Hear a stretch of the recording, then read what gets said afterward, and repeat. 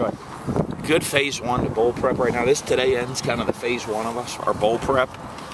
Really pleased with what I saw with the future for us, with a lot of young guys getting their reps. Tomorrow we get into everything flips now into game week mode, and it's now Georgia Tech game week. So tomorrow it'll be start Monday tomorrow, get like a regular game week that we go through. But really pleased with how many reps our young guys got, the effort and the attitude they attack practice with, and it'll be a huge jump start for us moving forward. You took over a new job today as linebacker coach for a while there.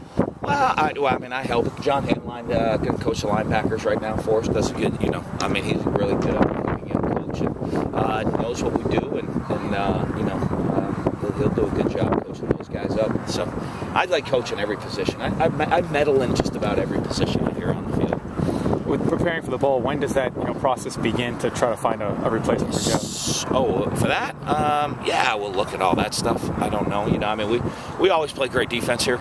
We play great defense no matter what coach is going to be here. And as long as I'm the head coach, we'll always play great defense here. So, right now our focus is going to be on beating Georgia Tech. Like all our responsibilities for defense? You thought about that at all? Nope. We'll get it all figured out. When does it kind of turn to tomorrow with the practices being closed? Is that when That's what, tomorrow's a Monday practice, so if you guys talk to me the rest of this week, it'll be like all out of whack. So tomorrow's Monday. It's actually like a Wednesday to most normal human beings. To me, it's a Monday. So, that for us now gets into like we would prepare. We're going to practice Monday, Tuesday, Wednesday, Thursday. And then just like a regular game week, like we're ready to play. I guess 2 days that would be ready to play on December 22nd, and prep that way for the game this week. With now kind of the younger guys, going back to their scout team roles, what did you see from them in the first week of practice that kind of stood out? I love the energy that they brought. That's what you want out of this is that transition, because a lot of guys, were either red-shirting or on the scout team and kind of go through. I'm going to read the card or just do this, having to go run our offense, our defense, having to get special teams work in. I thought they did a great job of doing that, and now the other part is now there's a lot of them on film. It's one thing to watch film for young guys. I think it's a lot easier for young guys to watch film of themselves doing it. So now they get to watch themselves running our offense, running our defense, and and that'll jumpstart them going into spring practice. Elijah tweeted. Jump out to you. Boy, I don't know. I just saw a lot of different guys getting better at individual things. I don't know that anybody kind of jumps out or not to me, because it's still there's still so many little things that have to get fixed. So Elijah tweeted out that he had to have knee surgery. What was the extent of that? His patella tendon, which I know has started basketball. He has a lot of in doing that. He had some tendonitis in there. And then tweaked it out here at practice, had to have surgery, so he's going to be out for a little bit. But, I said, can he still throw? I said, he didn't break his arm or anything. I said, he can still throw. So he might even have to sit in a chair and throw some, but we'll get him back in and ready to go play. Do you think he'll be back by spring, maybe? Probably be doubtful for spring. We're hoping for he'll be full go for training camp. I'm hoping in spring, we talked about that, can he come do some things, even do pass scale and some of that stuff where, he doesn't have to do a whole lot of movement on it, but we'll see that as it moves forward. How did you preparation not change? Looking at Georgia Tech's offense and with Jeff out, it's a very well. First off, the defense, offense and preparation is going to be preparation. They're somewhat of a unique offense. There's not a lot of carryover with them from other teams you see. You watch a team that runs inside zone, inside zone's inside zone. Some people do it from the shotgun and read it. Some people do it from too tight. Some people do it from the I formation and block the backside end. But inside zone's inside zone. There, with the veer option, trap option, and all that, it's a different scheme. So, our scout team guys, we try to get some bonus work with them this week just so they can learn it and adjust to the speed of the game. And for us defensively, we're going to put a great plan together. To make sure that we're sound and, get those matchups. But, we still got to do a great job tackling in the open field. I think that's going to be a critical deal, because everyone's got a responsibility. And if you miss the tackle, nobody else has that responsibility. You better make it. With preparing for one of the biggest bowl games in school history, how frustrating is it with the distractions of Jeff leaving and your name being linked to other job positions? How frustrating is that? not at all. I'm psyched to go to the Capital One Orange Bowl.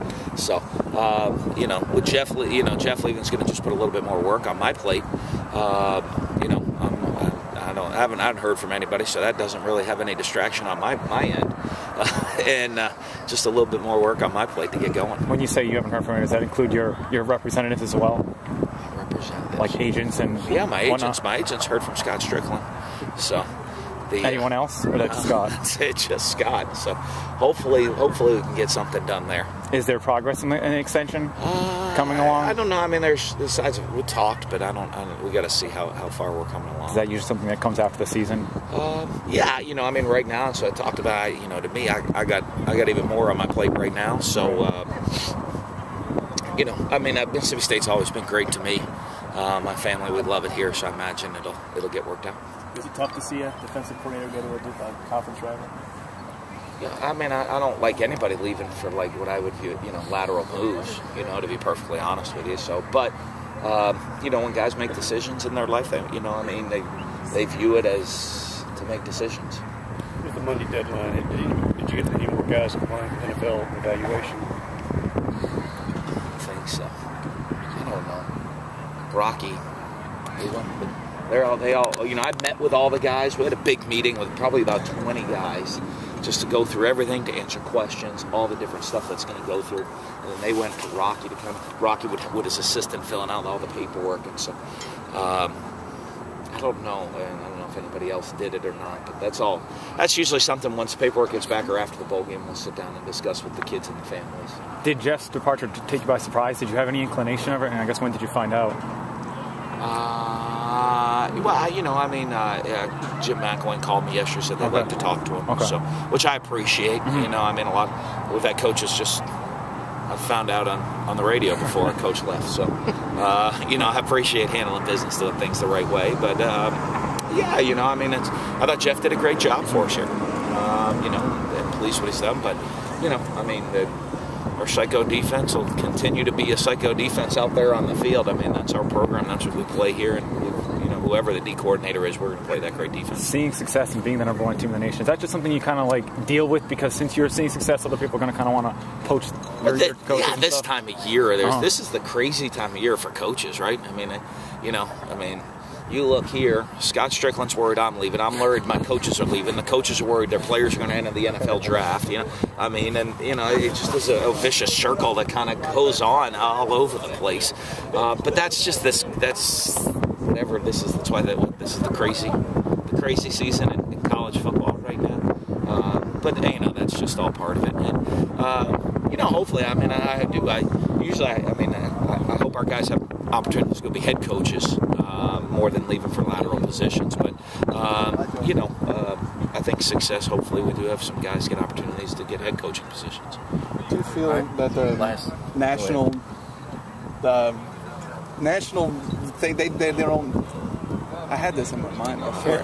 Get your thoughts together. Yeah, take your time. The national guys don't really realize what kind of job Mississippi State job is with the way that things have been improved. Which national guys? Like the coaches or the media? Guys that'll say, "Oh, Michigan's a big step up from Mississippi State." No, I think people. I mean, most of the people now that have come here and see what we've been able to build, the facilities we have, the players we have in our program.